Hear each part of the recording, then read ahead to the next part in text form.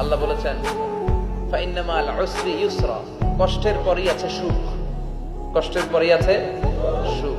আমাদের জীবনে সুখ বেশি, কষ্ট কম। কয়দিন না খেয়েছিলাম, কয়দিন বিপদে পড়ছি, কয়দিন ডাকাইতে ধরছে, এক মাসের মধ্যে অসুস্থ থাকি কয়দিন আর সুস্থ থাকি কয়দিন, এটা হিসাব করে না। অসুস্থ যে ছিল খালি এটা খেয়াল রাখে, আছে না নাই? তার মানে ইন্না মাল উসরি ইউসরা, দুঃখের পরে আছে সুখ, মোটিভেশন। প্রাণটা আবার উদ্বেলিত হয়ে ওঠে, তাই তো আসলে তো দুঃখের পরে সুখ। এজন্য কষ্ট যখন পাবেন, অসুস্থ যখন হবেন, ওইখানেও আনন্দ করবেন, কারণ সামনে আরাম আসতেছে। সুবহানাল্লাহ পড়েন। মুমিনের হারাবার কিছু নাই, দুঃখ পাওয়ার কিছু নাই। মুমিন অসুস্থ হলে অসুস্থতার মাধ্যমে তার রোগের মাধ্যমে তার গুনাহ ঝরে যায়, সে আল্লাহর কাছে প্রিয় হয়ে ওঠে। তা আমাদেরকে কেউ হারাইতে পারে?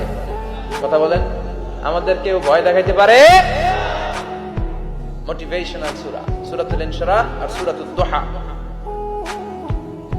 এখানে অনেক হিউজ মোটিভেশন আছে। যারা হতাশ, যাদের জীবন ভাল লাগে না, মরে যেতে মনে চায়,